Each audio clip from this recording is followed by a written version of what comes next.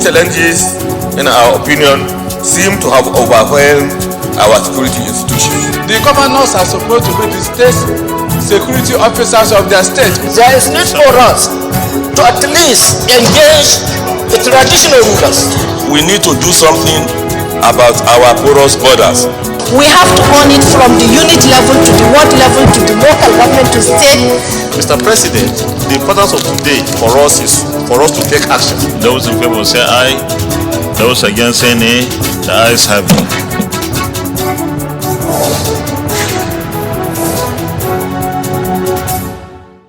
Some bodies of the government of the state had concluded arrangement to sell the same factory at a giveaway price.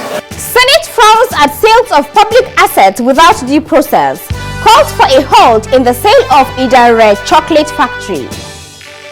The more you try, but I think the more we have, this particular crime segment has not abated. And Senate urges nominees for ICPC appointments to scale up the fight against cyber crimes.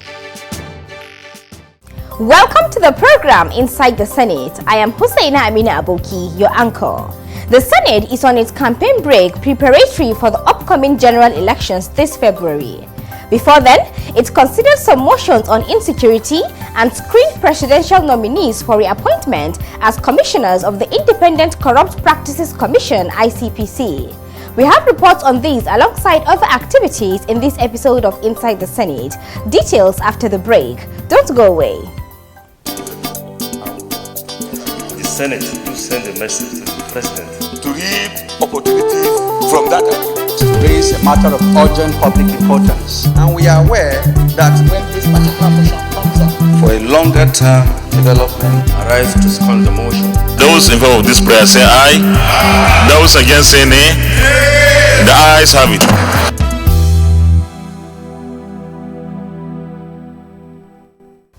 Welcome back.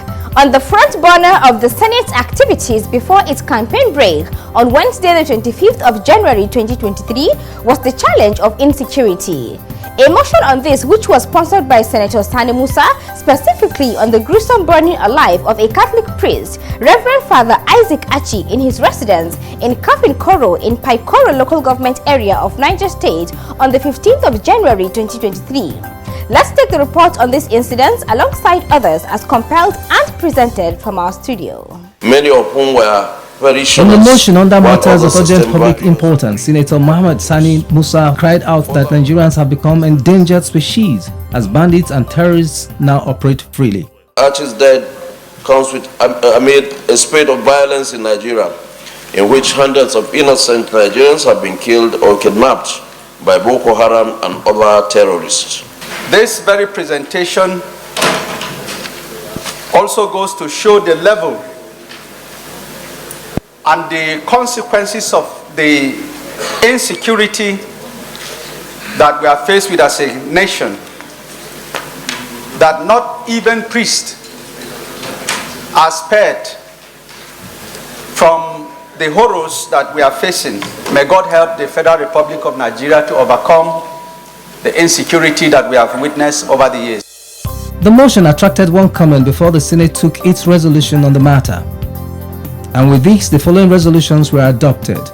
Condole the Nigerian Catholic community over the unfortunate incidences, as well as urge the Nigerian police to conduct a comprehensive investigation of this dastardly act, arrest and prosecute the perpetrators. 1 minute silence was also observed in honor of the deceased. Reverend Father Isaac Achi, rest in perfect peace. Amen. In the same vein, Senator Emmanuel Okeje, under matters of urgent public importance, reported the disappearance of a deputy commandant of the Civil Defense Corps, Mr. Raymond Tewase Gadi. According to him, Mr. Gadi was based at Enugu Command as at 22nd of October 2022 before his posting to Yanagwa in Bayelsa State, from where he called to inform his family that the officer he was to take over from resisted the exercise and threatened him.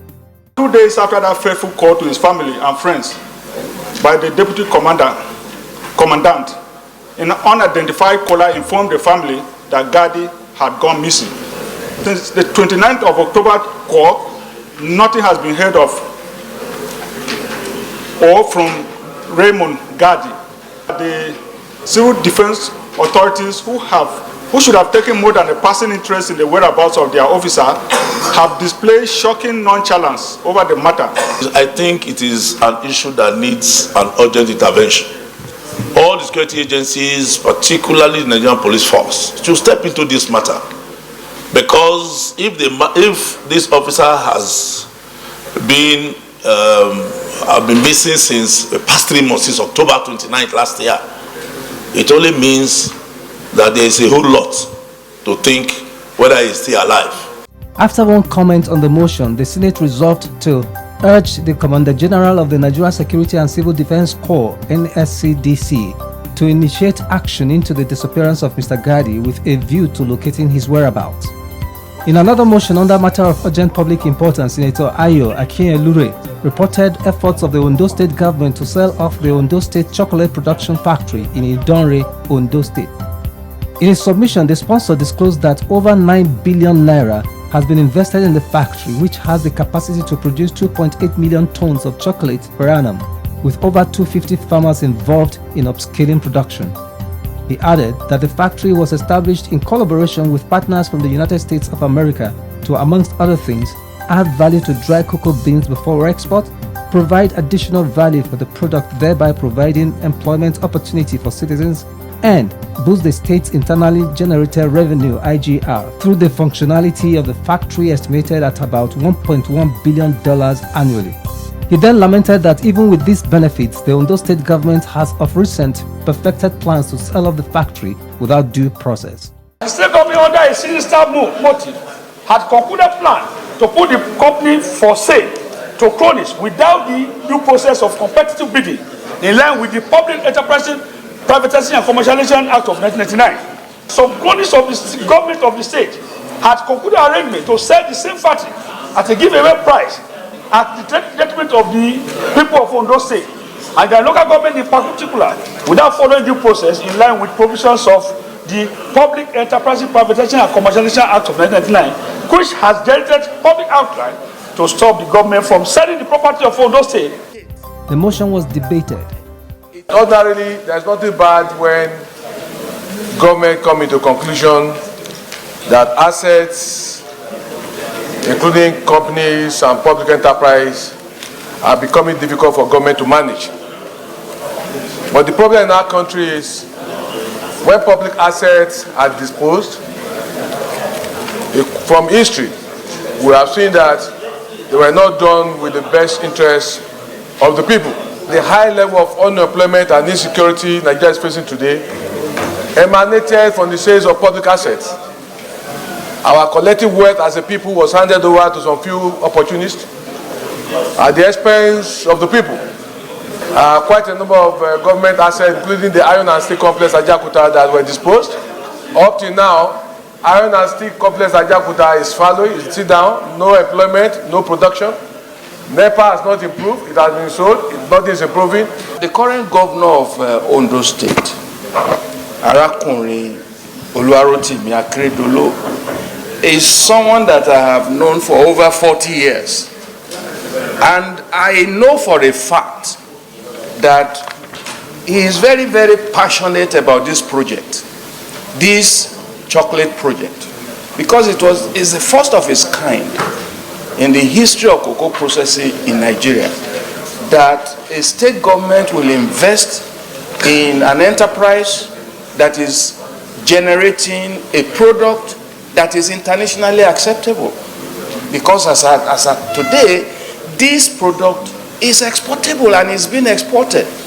So when something is doing well, if an enterprise of government is doing well, generating revenue for the state, one wonders why it is necessary for such a working asset to be sold. As a result, the Senate resolved to urge the federal government through the Bureau for Public Enterprise (BPE) to halt the sale of the Ondo State chocolate production factory in Idonre, Ondo State, to enable more investigation into the matter.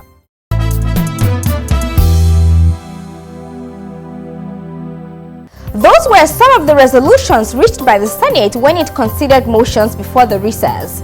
Next is our notebook segment. Stay tuned for our subject of the week.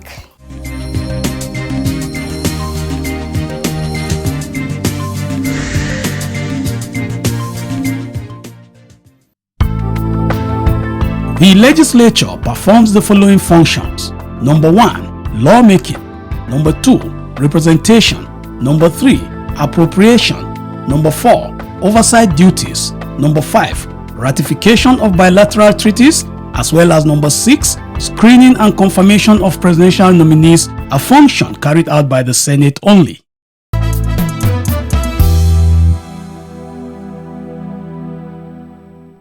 In the committee room on the 2nd of February 2023, the Senate Committee on Anti-Corruption and Financial Crimes, led by Senator Suleiman Abdukwari, subjected presidential nominees to screening for reappointment as commissioners on the governing board of the Independent Corrupt Practices Commission, ICPC, before its campaign break on Wednesday, the 25th of January 2023. The committee chairman set the ball rolling with an advice that the nominees should prepare themselves for answering questions concurrently. We'll take you collectively as returnee commissioners. Yes, there's no problem. So from this side, whoever has any intervention will put it and direct it to the person, yes, that you will be addressing, and that person will be so required to respond. One of the questions put up for response by any of the nominees was on a recent newspaper report said to have emanated from the ICPC, listing the nation's apex educational and judicial bodies amongst the most corrupt institutions in Nigeria. I think it started with Ministry of Education and then followed by Supreme Court. Surprisingly, yes.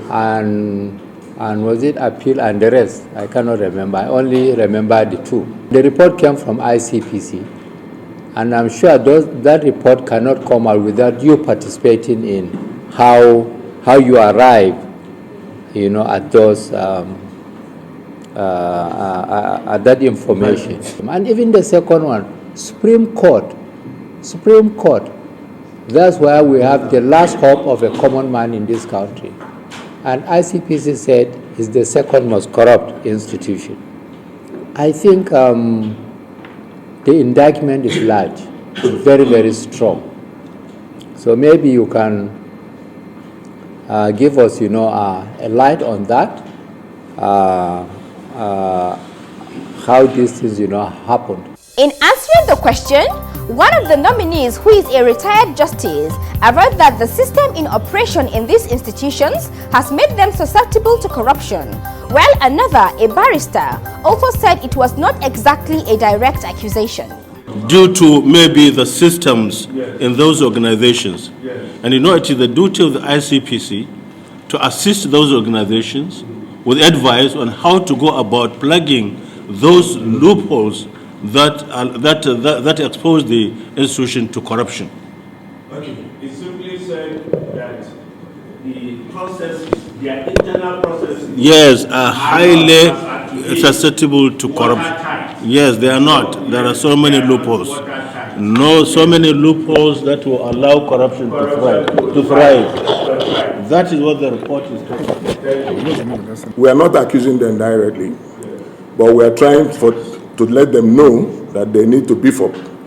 They need to find out where exactly the system is leaking. They need to find out what they will do to plug all those systems. And if they do not do it, and that is where we will come in, either as a system study or trying to get involved in trying to prosecute them. The next question, which was directed at the retired justice, was on the possibility of collaboration with the Senate to improve on the nation's legal system. My Lord, with your experience, are there advices you can give to the Senate on how we can, as a team, do something about our legal process? Because we all know that is also part of our big challenge as a nation. In answering the question, the retired justice used the opportunity to agree that the nation's judiciary is truly bedeviled with numerous challenges. Because if you take maybe the judges, the lawyers, the litigants, and then the institution itself. It will go back again to the funding of the judiciary. We cannot believe that up to today, our courts are not automated. Our judges still take proceedings in long hand, but the bulk of the cases are going to the courts below, especially the high courts, or even going down to the magistrate courts. A lot of our laws are archaic, they need amendments, many of them need amendment. We need a change of attitude generally. If, for instance, a lawyer does not want a case to move, what do? They keep on filing applications upon applications that you deal with, and the Supreme Court, there's a decision of the Supreme Court which says a judge cannot refuse to hear an application no matter how frivolous it is. You must hear it. And when you hear it, then you deliver a ruling to say it is frivolous. That does not stop that lawyer from filing another suit, another application, just because they want to delay the matter. There are litigants, or there are some who employ lawyers simply because they want their cases delayed, because they know their cases are bad. At the end of the day, they will lose, so they will do anything at all, to see that that case does not move on. He added that all stakeholders must join hands to eliminate these impediments to inspire the nation's judiciary to a higher pedestal. Another question was on the involvement of youth in internet financial crimes, otherwise known as Yahoo boys. We have a big problem in youth-related financial crime, especially Yahoo. Therefore, in your prevention tactics and strategy and methodology, what do you think we can do? Because the more you try, but I think the more we have, this particular crime segment has not abated. What do you think we can do in terms of prevention? Cybercrime is a mandate that is being saddled in ICPC and EFCC mandate. Since we know EFCC mostly handle those kind of cases, we collaborate with them, we partner with them. Immediately we receive such petition, we forward it to them because we work in partners with them. Other nominees used the opportunity to showcase the roles they played in their first tenure and in taking ICPC to greater heights, starting with the administrator and chairman of the Staff Disciplinary and Welfare Committee. If you want to fight corruption, the staff must be disciplined and they must be happy doing the work because it is no mean task. So it's a two-edged sword, discipline and welfare.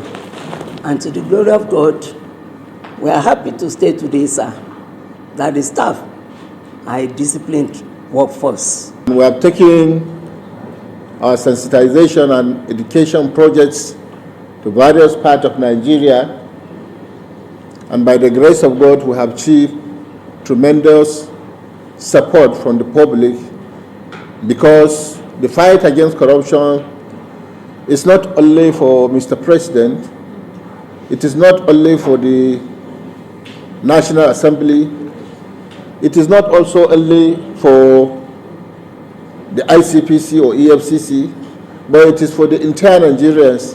We launched the Ethics and Integrity Policy, which has been broken down to primary school levels, so that if we infuse the morals into the curriculum rather than taking it as a single subject, you usually tend to find the effect more pronounced. So I think if we take that and apply it also to the ethics and integrity policy that we've started from primary schools now, in every subject, in mathematics, you say two policemen catch one thief. That is the calculation. Whichever subject you take, you infuse anti-corruption into it. On the very inception, we looked at the commission and looked at the health of the people. So the chairman actually made me to oversee the clinic, the crèche, and the canteen, just for staff welfare. And I can assure you that the quality of life has improved we've been able to get them into some, apart from the NHIS, get them into some retainership into some places, and personally make sure that any staff who has any issue, we go there and we take them to the clinic ourselves. The report of the committee has since been presented to Senate plenary, following which the nominees were confirmed.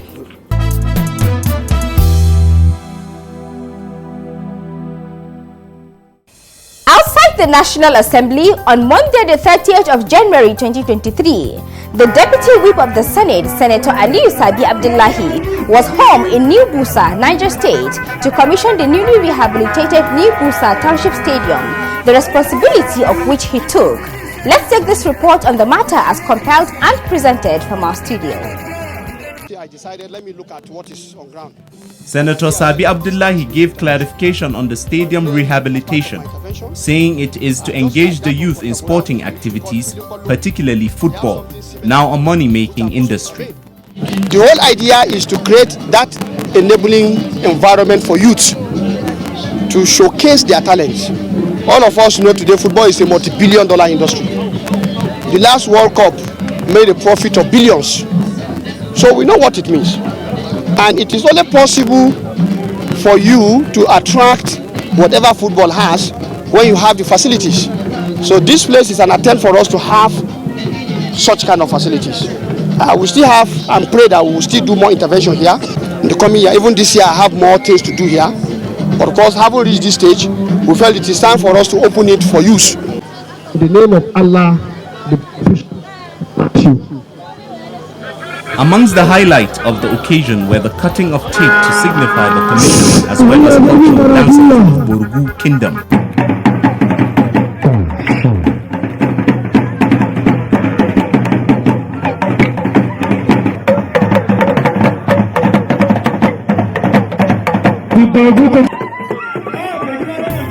Amongst who was Senator Sabi, who also holds the traditional title of Baradam Borgu.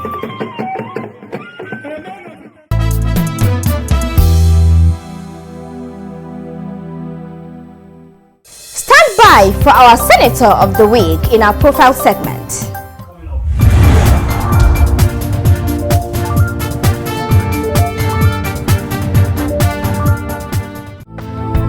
Senator Elisha Abo, the youngest senator in the 9th Senate, was born in Mubi, Adamawa State on the 2nd of May 1976. He represents Adamawa North Senatorial District first under PDP before decamping to APC in November 2020. After school in Mubi, he was admitted into the Nigerian Navy Training College, Port Harcourt in Rivers State, where he trained briefly as a naval officer before discontinuing due to some exigencies. A successful political consultant, Senator Elisha Abo is also a community mobilizer and a result-oriented advocate. He was the managing director and chief executive officer of Right Group, a political consultancy firm in Abuja. He also held the position of the Executive Secretary of the Adamawa State Sports Council. A widely traveled personality, Senator Elisha Abo had cause to work and lived in countries like Australia, United Kingdom, Kenya, Uganda, and the United States of America. On the political turf, Senator Elisha Abo contested to the Senate in the 2019 general elections and won under PDP before decamping to APC in November 2020. In the Senate, he is the Vice Chairman Senate Committee on Navy and member of several other committees. His legislative interests include security, education, and agriculture.